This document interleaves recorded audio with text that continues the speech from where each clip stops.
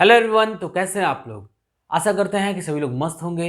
तो दोस्तों, आज के इस लेक्चर में हम डिस्कस करेंगे बीएससी सेकेंड ईयर का ऑप्टिक्स। ठीक है, और ऑप्टिक्स में भी हमने रे ऑप्टिक्स को पूर्णतः खत्म कर दिया है और अभी हम आपको वेव ऑप्टिक्स पढ़ा रहे हैं।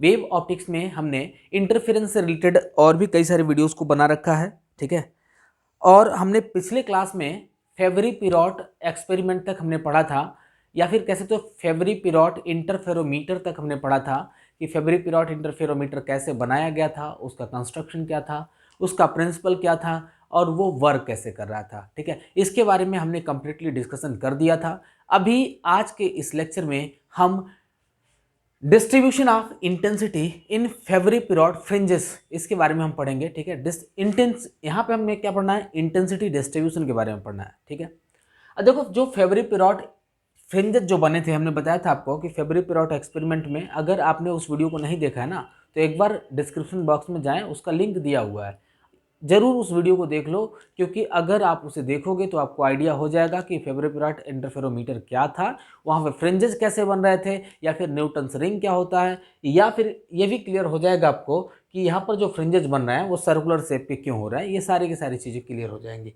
ठीक है, तो उसमें हमने बताया था फेवरी पिरॉट इंटरफेरोमीटर में कि एक यहाँ से वेव जा रहा है, किसी मोनोक्रोमेटिक लाइट से एक वेव यहाँ से निकलते हुए जा रहा है, जो कि यहाँ पे दो ग्लास प्लेट लगे हुए थे। जैसे हमने पहले प्लेट को मान लिया P1 और दूसरे प्लेट को मान लिया P2। ठीक है, तो यहाँ पर देखो दो ग्लास प्लेट लगे हुए हैं और ये हाईली पॉलिश्ड ग्लास प्लेट है, जिनमें अंदर वाला जो पोर्शन है पॉलिश्ड है और इसमें भी अंदर वाला पोर्शन पॉलिश्ड है, बाहर वाला पोर्शन जो है पॉलिश्ड नहीं है।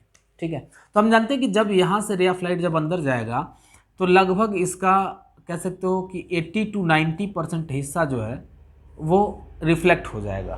ठीक है, और बचा हुआ 20 to 10% कह सकते हैं आप, इसके अंदर ट्रांसमिट होगा या कह सकते हो रिफ्रैक्ट होगा। ठीक है, तो जब भी यहाँ पे ट्रांसमिट होगा तो हम जानते हैं कि यहाँ पे मल्टीपल रिफ्लेक्शंस होंगे। मल्टीपल रिफ्लेक्शन देखो कैसे होगा, यहाँ पर जनरली दोनों ग्लास प्लेट के अंदर कोई भी मटेरियल नहीं है, ये एयर है। ओके, ये दूसरा कोई मटेरियल नहीं है, मतलब ग्लास या वाटर वगैरह नहीं है, इसमें क्या है, एयर है। तो आप देखेंगे कि यहाँ पे एयर फिल्म बन जाएगा। ठीक है, और हम जानते हैं एयर का जो रिफ्रैक्टिव इंडेक्स म्यू होता है, इसकी वैल्यू होगी 1। ओके, और हमने ये जो ग्लास प्लेट लिया है इसके बीच का सेपरेशन यहाँ पे d मान लिया। ठीक है, अब देखो यहाँ से जब रे ऑफ लाइट ऐसे जाएगा तो कह सकते हो जब इस पॉइंट पर जाएगा तो यहाँ पर भी वही कंडीशन होगा, कुछ पोर्शन इस पर रिफ्लेक्ट होगा और कुछ पोर्शन ट्रांसमिट होगा। वही कंडीशन यहाँ पर होगा, जब यहाँ पर जाएगा तो कुछ पोर्शन ट्रांसमिट होगा और कुछ पोर्शन रिफ्लेक्ट हो जाएगा। आपको अगर सर इधर का जो ट्रांसमिशन हो तो आपने दिखाया ही नहीं है, तो हमें इधर के ट्रांसमिशन की ज़रूरत नहीं है, इसलिए हम फिगर में यहाँ पर हमने दिखाया नहीं है, क्योंकि फिगर और ज़्यादा कॉम्प्लिकेटेड हो जाता है। ठीक है ना, इस वजह से हमने इस फिगर में जो इधर के ट्रांसमिशंस हो रहे हैं इसको हमने नहीं दिखाया है। इस साइड में जो ट्रांसमिशन हो रहा है इसे हमने दिखाया है, क्योंकि इन्हीं लाइट के ट्रांसमिशन से, या कह सकते हैं इन्हीं लाइट वेव के ट्रांसमिशन के कारण जब ये जाएंगे इस लेंस पे, कन्वर्जिंग लेंस से होकर के जब जाते हैं, जैसे मान लो एक ऐसे कन्वर्जिंग लेंस से जा रहा है, ठीक है, तो ये आपस में कन्वर्ज करते हैं और यहाँ पे फ्रिंजेस बनते हैं। आपने पढ़ा इस चीज़ को? ठीक है, यहाँ पे जहाँ पे कन्वर्ज करने वाले फ्रिंजेस बनते हैं, तो हमें बस इन्हीं ट्रांसमिटेड रे की ज़रूरत है, इस वजह से हमने इसको यहाँ पर दिखाया हुआ है। खैर, आगे देखते हैं। तो देखो, फर्स्ट स्टेप में हम देख रहे हैं कि एक वेव यहाँ से जा रहा है, इस वेव का एम्पलीट्यूड ए है, जो कि जब इससे ट्रांसमिट करेगा इस ग्लास प्लेट से, हाईली पॉलिश्ड ग्लास प्लेट से जब ट्रांसमिट होगा तो कुछ पोर्शन इसका ट्रांसमिट हो जाएगा और लगभग 80 to 90% रिफ्लेक्ट हो जाएगा। सेम कंडीशन यहाँ पर होगा, यहाँ पर कुछ पोर्शन रिफ्लेक्ट होगा, कुछ पोर्शन रिफ्रैक्ट होगा या कैसे वो ट्रांसमिट होगा। फिर यहाँ पर भी वही कंडीशन, यहाँ पर भी वही कंडीशन कि कुछ पोर्शन इसका रिफ्लेक्ट होगा, कुछ पोर्शन ट्रांसमिट हो जाएगा। क्योंकि हम जानते हैं कि कभी भी रे ऑफ लाइट जब एक मीडियम से दूसरे मीडियम तक जाती है तो ना तो 100% ट्रांसमिशन होता है और ना ही 100% रिफ्लेक्शन होता है। ठीक है ना, तो अब ध्यान देना, एक चीज़ ध्यान देने वाली बात क्या है कि हम जानते हैं कि इंटेंसिटी बराबर होता है, या intensity is directly proportional to होता है एम्पलीट्यूड का स्क्वायर। आप सभी ने पढ़ा इस चीज़ को, क्लास 12 में पढ़ा होगा कि जो इंटेंसिटी ऑफ लाइट होता है वो एम्पलीट्यूड के स्क्वायर के डायरेक्टली प्रोपोर्शनल होता है। ओके, तो यहाँ पर हम देखेंगे, कह सकते हो कि तो अगर हम एम्पलीट्यूड की बात करें तो इंटेंसिटी के स्क्वायर रूट के डायरेक्टली प्रोपोर्शनल होना चाहिए। ओके, क्योंकि हम यहाँ पे इंटेंसिटी डिस्ट्रीब्यूशन ही पढ़ रहे हैं, और इंटेंसिटी डिस्ट्रीब्यूशन जो होता है एम्पलीट्यूड पे डिपेंड करता है, मतलब दोनों एक दूसरे से कोरिलेट करते हैं। तो यहाँ पर हम कह सकते हैं कि जो एम्पलीट्यूड होगा वो रूट ऑफ आई के डायरेक्टली प्रोपोर्शनल होगा। ओके, इतना तो क्लियर हो गया होगा। अब वन मोर थिंग, एक चीज़ ध्यान देना कि जब रे ऑफ लाइट एक मीडियम से दूसरे मीडियम में जाएगा, ठीक है, या जाएगा एक मीडियम से दूसरे मीडियम में जाए या फिर रिफ्लेक्ट होगा, दोनों ही कंडीशन में, ठीक है। एम्पलीट्यूड में अगर देखो जहां पर ट्रांसमिशन होगा, जैसे यहाँ पे ट्रांसमिशन हो रहा है तो एम्पलीट्यूड में रूट टी से मल्टीप्लाई होगा, ओके, और जहां पर रिफ्लेक्शन होगा उसमें एम्पलीट्यूड में रूट आर से मल्टीप्लाई होगा। ये एक चीज़ ध्यान में रखिएगा कि जब रिफ्लेक्शन होगा तो रिफ्लेक्शन के केस में हम देखेंगे कि जो मल्टीप्लिकेशन होता है रूट आर का होगा हमारे एम्पलीट्यूड में, और जब ट्रांसमिशन होगा तो उस कंडीशन में जो लाइट वेव का जो एम्पलीट्यूड है उसमें रूट टी से मल्टीप्लाई होगा। ओके, ये चीज़ आपको क्लियर हो गया होगा। तो अब देखो ये जो वेव इस मीडियम से अंदर गया, यहाँ पे एयर फिल्म है, एयर फिल्म के जब अंदर गया तो कह सकते पहले इसका एम्पलीट्यूड ए था, अभी इसका एम्पलीट्यूड हो जाएगा ए रूट टी। ओके, क्योंकि यहाँ पर क्या हो रहा है, ट्रांसमिशन हो रहा है ना भाई, यहाँ पे ट्रांसमिशन हो रहा है तो रूट टी से हमने मल्टीप्लाई कर दिया।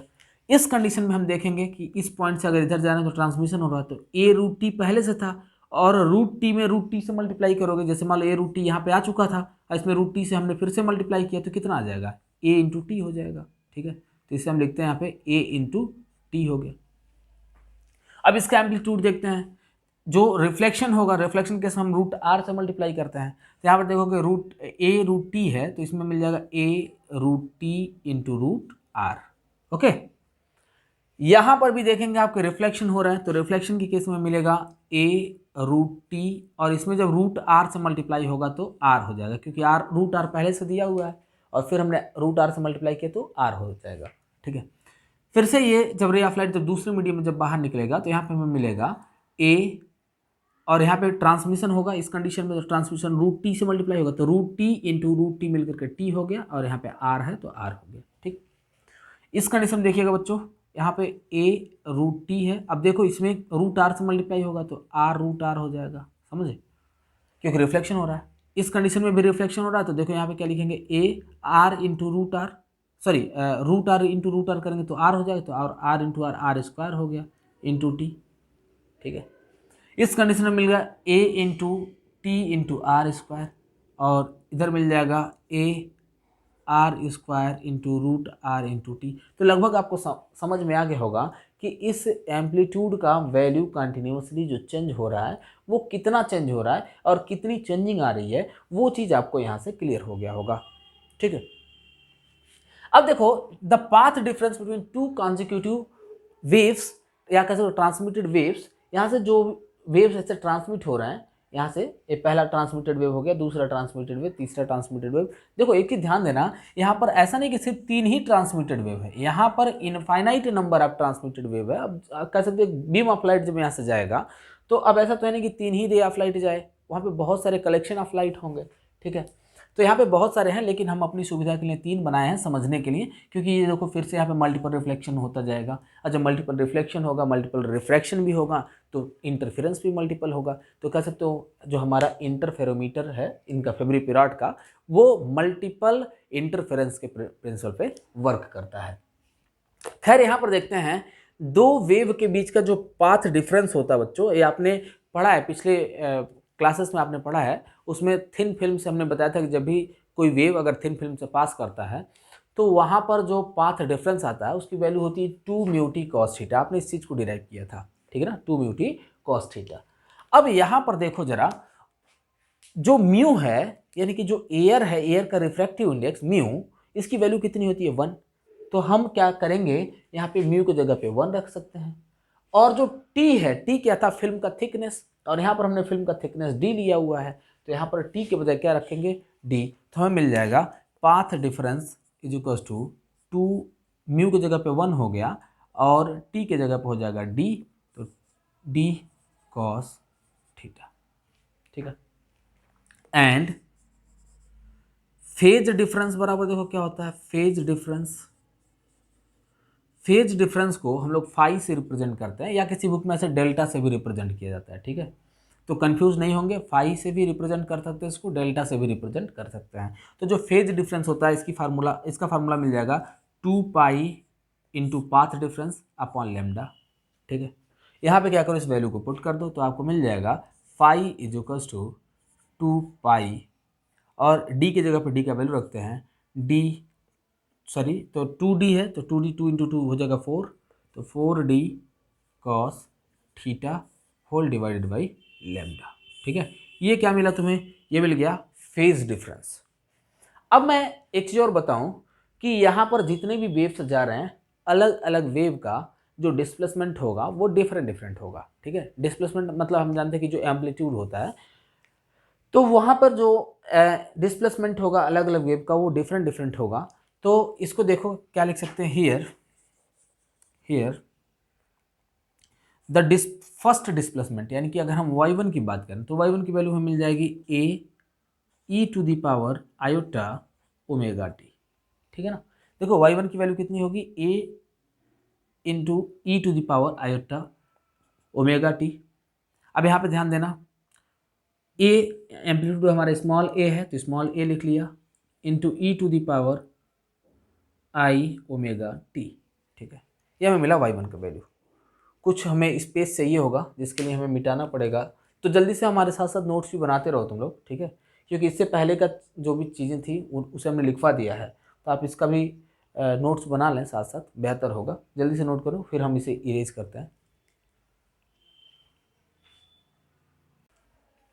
सो हम देख रहे हैं कि यहाँ पर जो ट्रांसमिटेड वेव है, इस ट्रांसमिटेड वेव में यदि देखें तो जो y1 है, यानी कि जो पहला जो डिस्प्लेसमेंट है, इसको हमने लिखा था a e to the power minus sorry a to the power i omega t.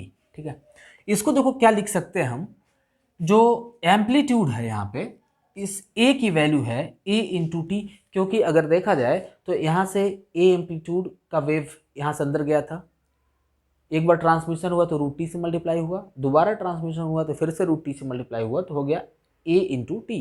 ठीक है ना, तो यहाँ पर हम लिख सकते हैं क्या, ए इंटू टी और ई टू द पावर कितना, iota omega T.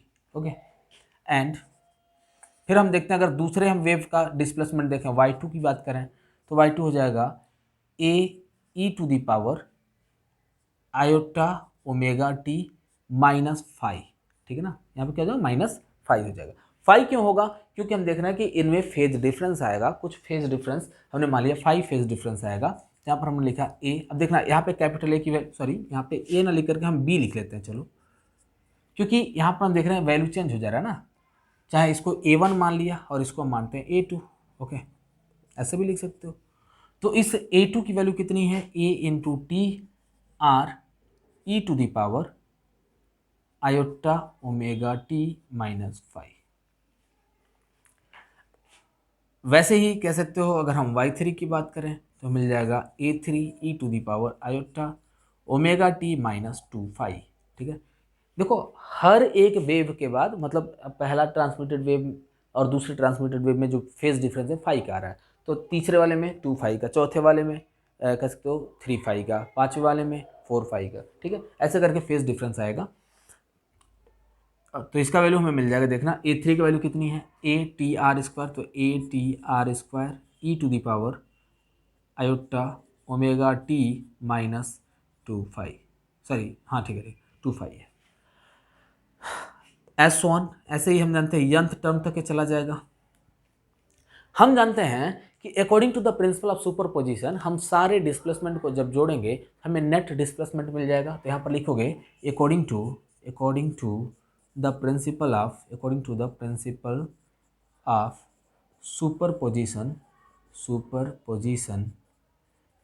Principal of superposition y is equal to मिल जाएगा y1 plus y2 plus y3 plus S1।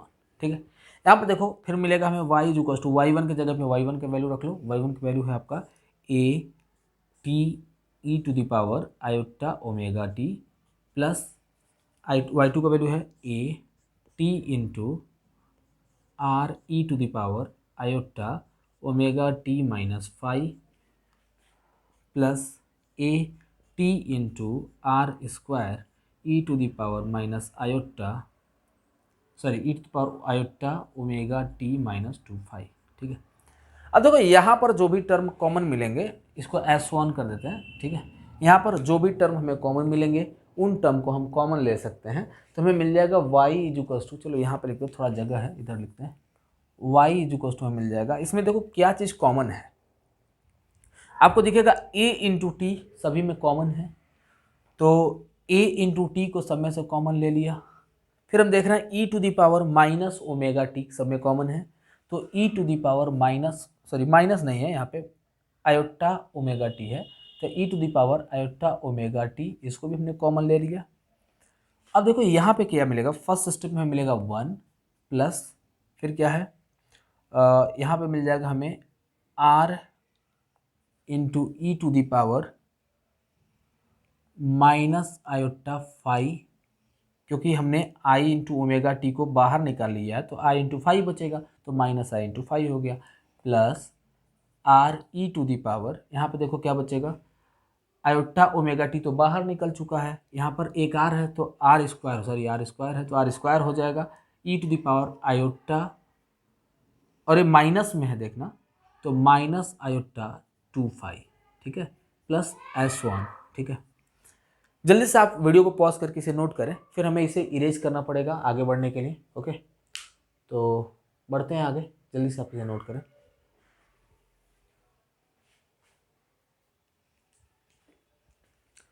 Now अगर आप ध्यान से देखें तो ये जो y का वैल्यू आया है, y equals to a t e to the power iota omega t in bracket 1 plus something, जो भी टर्म जो हमारा दिया हुआ है, इस पूरे टर्म को यदि आप देखेंगे तो ये जो अंदर का जो पोर्शन है वो जीपी के फॉर्म में दिया हुआ है, ठीक है।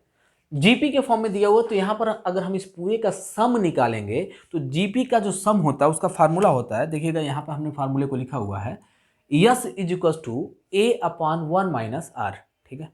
अब देखो इसमें ए क्या है, ये ए जो होता है वो है फर्स्ट टर्म, ठीक है, और आर क्या है, ratio, ratio of two consecutive element कह सकते हो।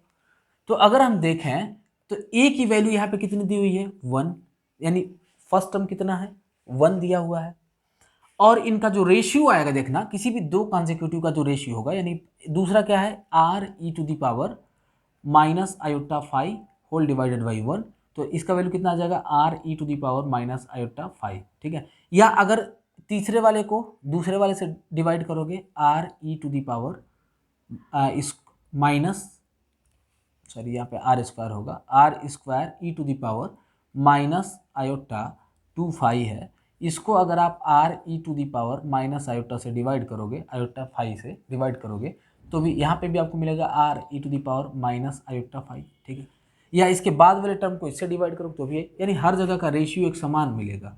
और हम जानते हैं कि जब रेशियो एक समान मिलता है तो हम कहते हैं जो गिवन टर्म है वो किस में है, जीपी में दिया हुआ है, मतलब ये जो टर्म है जीपी में दिया हुआ था ये टर्म, इसलिए हमने इस फार्मूले के इस्तेमाल से यहाँ पर लिखा। देखो ए के जगह पे हमने फर्स्ट टर्म रखा, फर्स्ट टर्म हमारा 1 है तो 1 हो गया, 1 माइनस, ठीक है। अब यहाँ पे आर के जगह हम देख रहे हैं आर का जो रेशियो, रेशियो का वैल्यू कितना आया है, r e to the power minus iota five, तो इसको हमने लिख दिया है, ठीक है। या इसी को चाहें तो हम ऐसे भी लिख सकते हैं, y is equals to a t e to the power iota omega t whole divided by 1 minus r e to the power minus iota five.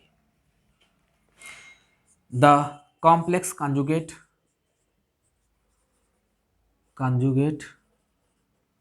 of y is given by अब देखो इसका हम कॉम्प्लेक्स कंजुगेट जब हम find करेंगे तो y पे हम ऐसे स्टार लगा लेते हैं, इजुकल्स टू मिल जाएगा a to the power a into t e to the power minus iota omega t. देखो जो जहाँ पे प्लस है वो माइनस में बदल जाएगा पावर, और जो माइनस में है वो प्लस में बदल जाएगा, ओके।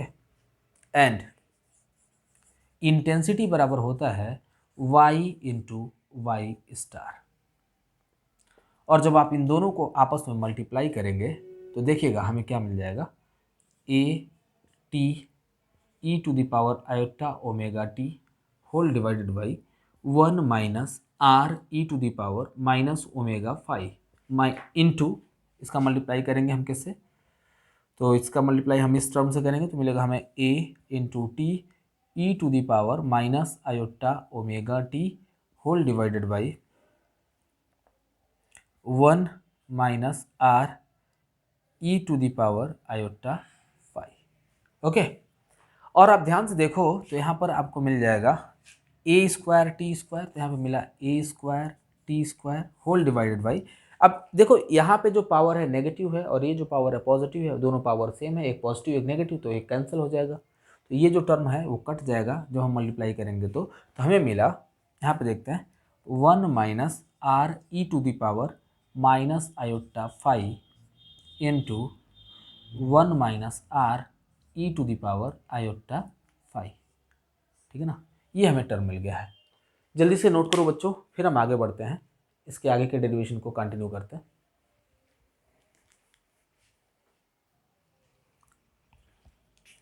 सो गाइस, हमने यहाँ तक डिराइव कर लिया था वैल्यू को, हमें मिला था I is equals to a square t square upon 1 minus r e to the power minus iota phi, ये माइनस में है, ठीक है ना, minus iota phi into 1 minus r e to the power iota phi, हमने यहाँ तक value derive कर लिया था।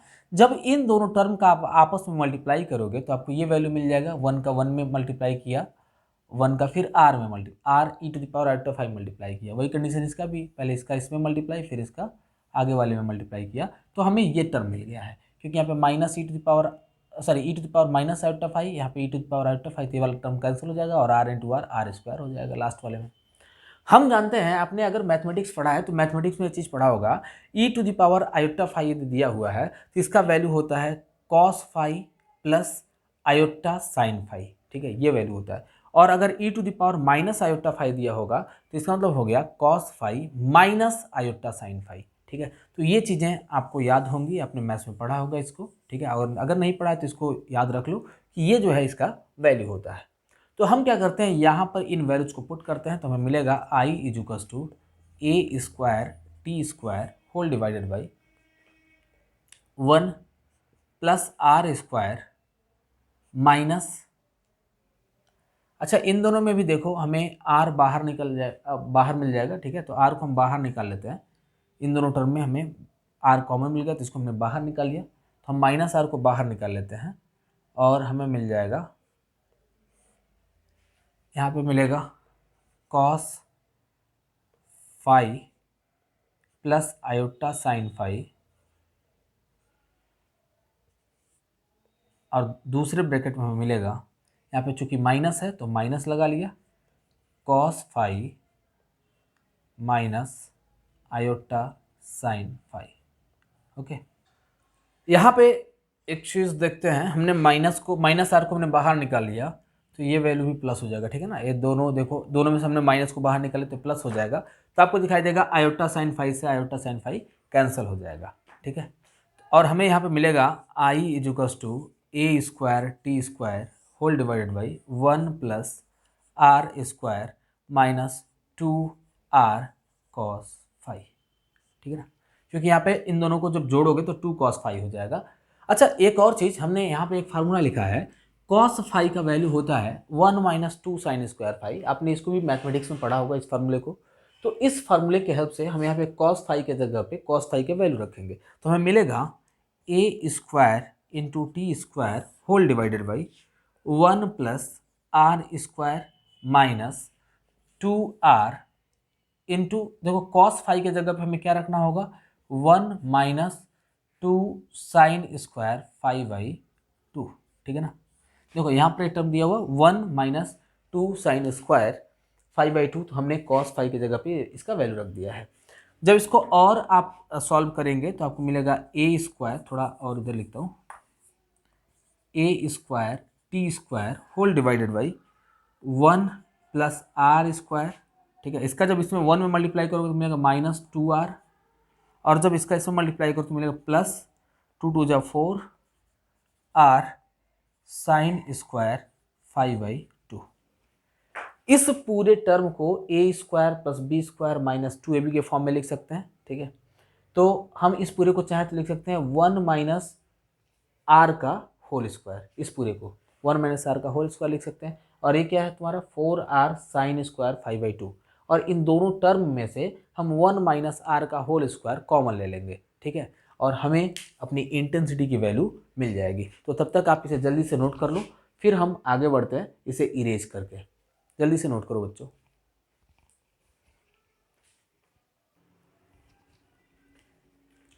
तो हमने यहां तक की क्वेश्चन को प्रूव कर लिया था।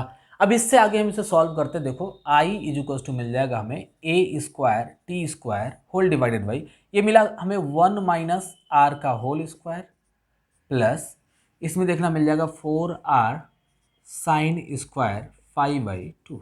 ओके, अब देखो दोनों में से क्या करो, 1 माइनस आर का होल स्क्वायर जो है इसको कॉमन निकाल लो। तो आई इज इक्वल टू मिलेगा a square t square whole divided by 1 minus r का होल स्क्वायर हमने बाहर निकाल लिया, इसके जगह पे बच जाएगा 1 प्लस यहाँ पर देखो हम देख रहे हैं कि 1 माइनस आर का होल स्क्वायर दिया नहीं है, तो हम क्या करते हैं मल्टीप्लाई और डिवाइड दोनों कर देंगे। मल्टीप्लाई और डिवाइड दोनों करेंगे तो इसमें से जो मल्टीपल वाला टर्म है वो बाहर निकल जाएगा और यहाँ पे बच जाएगा 4r sine square 5/2 whole divided by i minus r का होल स्क्वायर। ठीक है, तो ये जो मिला हमें इंटेंसिटी का फाइनल इक्वेशन मिल गया है। ओके, अब इसके हेल्प से देखो हम मैक्सिमम इंटेंसिटी भी निकाल सकते हैं और मिनिमम इंटेंसिटी भी निकाल सकते हैं कि मतलब मैक्सिमम इंटेंसिटी कब होगा और मिनिमम इंटेंसिटी कब होगा। ओके, सो हियर पहला कंडीशन लिखते हैं, सो फॉर मैक्सिमम इंटेंसिटी यानी कि आई मैक्स के लिए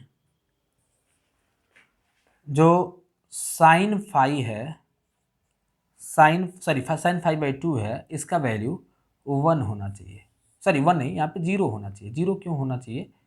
क्योंकि हम जानते हैं कि नीचे का जो टर्म है वो जितना ही कम होगा तो आई की वैल्यू उतनी ज़्यादा होगी, और अगर नीचे का टर्म ज़्यादा होगा तो आई की वैल्यू कम हो जाएगी। तो हम कह सकते हैं कि मैक्सिमम इंटेंसिटी तब होगा जब साइन 5/2 की वैल्यू 0 हो जाए। तो यहाँ पे हमें मिलेगा I equals to I max बराबर a square t square whole divided by 1। अब देखो ये जो पूरा टर्म है पूरा टर्म 0 हो जाएगा क्योंकि साइन 5/2 की वैल्यू 0, तो इसका स्क्वायर भी 0 यानी इसका मल्टीपल पूरा क्या हो गया 0 हो गया, और 1 में इस पूरे टर्म को मल्टीप्लाई करेंगे हमें मिला 1 माइनस आर का होल स्क्वायर मिल गया। ये हमें मिला मैक्सिमम इंटेंसिटी। ठीक है, अब देखो बच्चों यहाँ से तुम्हें मिनिमम इंटेंसिटी भी मिल जाएगा। इसका फार्मूला हम यहाँ पे डिराइव करते हैं, for minimum intensity of light, minimum intensity of light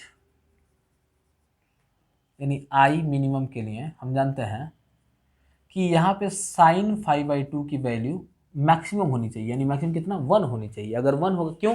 क्योंकि जब ये वैल्यू मैक्सिमम होगा, नीचे का वैल्यू जब बड़ा होगा तो उस कंडीशन में कह सकते हो कि ये हमारा जो पूरा ओवरऑल वैल्यू है वो छोटा हो जाएगा, क्योंकि डिनोमिनेटर बढ़ेगा तो ये वैल्यू कम हो जाएगा। तो मिला हमें मिनिमम इंटेंसिटी बराबर, अब देखो जब यहाँ पर आप 1 रख दोगे तो आपको मिल जाएगा 1, यहाँ पे लिखेंगे a square t square upon, यहाँ पे मिला 1 माइनस आर का whole square in bracket 1 plus 4r/1 minus r का होल स्क्वायर। ठीक है, क्या करो इसका मल्टीप्लाई इस पूरे टर्म में कर लो। जब पूरे टर्म में मल्टीप्लाई करोगे तो आपको मिलेगा मिनिमम इंटेंसिटी बराबर a square t square whole divided by, इसका पहले वाले में मल्टीप्लाई किया तो 1 माइनस आर का होल स्क्वायर मिल गया। जब हमने दूसरे वाले में मल्टीप्लाई किया तो हम देख रहे ये टर्म इस टर्म से कैंसिल हो जाएगा और हमें मिलेगा प्लस 4r। ओके, इसको और ज़्यादा सॉल्व करते हैं तो हमें मिलेगा आई मिनिमम बराबर a square t square whole divided by a minus b का whole square, a square plus b square minus 2ab, और यहाँ पे प्लस 4r दिया ही है। तो कह सकते हो इस पूरे वैल्यू को जो हम सॉल्व करेंगे तो 4r में से 2r गया तो हमारा बच जाएगा प्लस 2r। ठीक है ना, यहाँ प्लस 2r हो जाएगा। तो हमें मिला मिनिमम इंटेंसिटी ए स्क्वायर टी स्क्वायर और 1 प्लस आर का होल स्क्वायर। ठीक है, तो ये हमें क्या मिल गया, मिनिमम इंटेंसिटी मिल गया।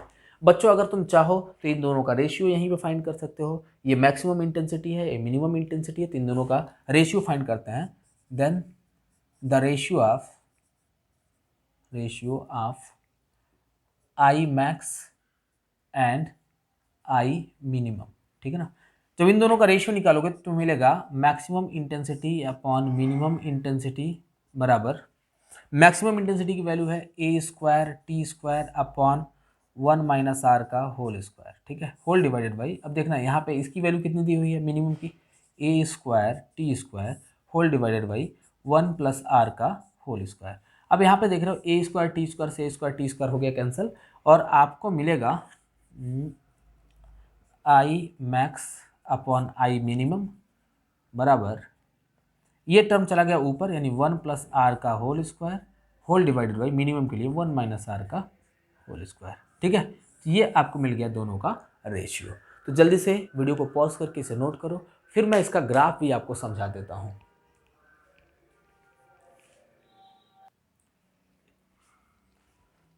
यहां पर हम क्या करते हैं, इसको हम 5th इक्वेशन मानते हैं और इसको 6th इक्वेशन सपोज करते हैं। इसके पहले हमने नंबरिंग नहीं किया, सॉरी मिस्टेक हो गया हमसे, हमें नंबरिंग करना चाहिए था कुछ इक्वेशन को, ठीक है। इस इक्वेशन को 5 इक्वेशन मानना और इस इक्वेशन को 6 मान लेना, ठीक है। या फिर ऐसे इसको 1 2 के फॉर्म में, अगर हमने उधर नंबरिंग नहीं किया था तो इसको इक्वेशन 1 मान लो और इसको इक्वेशन 2 मान सकते हो, ठीक है। तो क्या करना है आपको, इस इक्वेशन का वैल्यू इस एबव इक्वेशन में पुट करना है। जब इस वैल्यू को यहाँ पे पुट करोगे तो आपको मिल जाएगा, आप देख रहे हो a square t square upon 1 minus r का होल स्क्वायर है, और ये पूरा किसका वैल्यू है, आई मैक्स का। तो हम इस पूरे के जगह पे यहाँ पे आई मैक्स लिख सकते हैं और बचा हुआ जो टर्म है हम इसको उतार दिया है, ठीक है। तो आपको यहाँ पे कन्फ्यूजन नहीं होना चाहिए। यहाँ पर देख रहे हो here 4r upon 1 minus r का होल स्क्वायर, इसको हम लिखते हैं यफ, ठीक है। यफ क्या है, कोफिशिएंट ऑफ फाइनीज, कोफिशिएंट ऑफ फाइनीज, ठीक है ना, ये इसको फाइनीज कोफिशिएंट बोलते हैं। तो हम इस पूरे का वैल्यू लिख लेंगे I equals to I max upon 1 plus f sine 5/2, ठीक है। तो बच्चों जल्दी से इसे नोट करो, फिर हम ग्राफ को यहाँ पे प्लॉट कर देते हैं, या फिर यहाँ पे देखो, लेकिन ये जगह थोड़ा कम पड़ेगा, ठीक है। नोट करो इसे, फिर मैं ग्राफ को बनाता हूँ।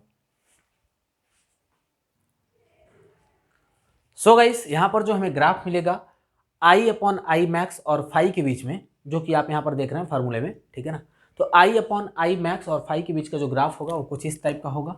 इसमें जो ऊपर वाला जो टर्म दिया हुआ है, ऊपर वाले का आर का जो वैल्यू होगा वो 0.4 होता है, इसके बाद वाले का होता है 0.6 और इसके बाद वाले का होता है आर का वैल्यू 0.8। जैसे जैसे आप नीचे आएंगे वैसे वैसे आर की वैल्यू बढ़ती जाएगी, और जैसे जैसे आप इस कर्व में ऊपर की तरफ जाएंगे आर की वैल्यू डिक्रीज होती रहेगी, ठीक है। तो यकीनन आपको फेवरी-पिरोट इंटरफेरोमीटर समझ में आया होगा। इसमें इंटेंसिटी डिस्ट्रीब्यूशन कैसे होता है ये भी समझ गए होंगे, मैक्सिमम इंटेंसिटी मिनिमम इंटेंसिटी कैसे फाइंड करते हो वो भी हमने यहाँ पे बता दिया आपको, और इन दोनों का रेशियो और साथ ही साथ इसके ग्राफ को भी हमने यहाँ पे प्लॉट कर दिया है। तो इसी के साथ आज का जो हमारा चैप्टर था इंटरफेरेंस ऑफ लाइट वो खत्म हो चुका है, ठीक है। यही इस चैप्टर का लास्ट टॉपिक था।